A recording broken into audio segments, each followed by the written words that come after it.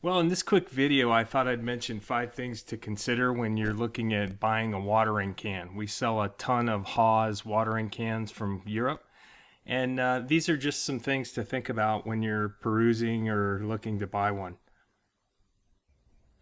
First off, there's a ton of different watering cans on the market, all different sizes, shapes, materials, you name it. Fancy ones, plain ones.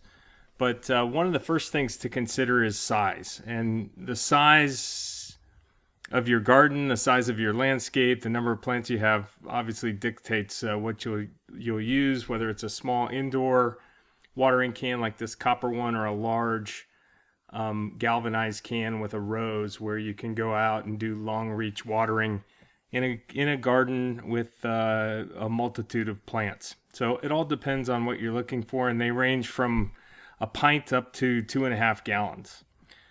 The second thought is, do you want plastic or metal? Metal lasts a really long time, but it's heavy. A lot of the larger cans are made of metal just because that's what works the best. And the plastic cans are extremely light, very functional, and very strong. The types of plastic that Haws, for example, uses is very strong. You can drop these things all over the place and they won't crack, and even leave them out in the elements without issue. Unlike some of the cheap ones you buy at Walmart or Target. Reach.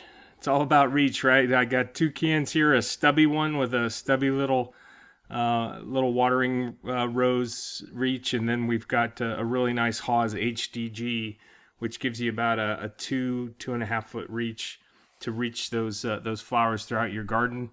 If you're just doing pots and walking around your containers, very easy to use the stumpy ones. But if you need that extension, you definitely want one. And then tip type.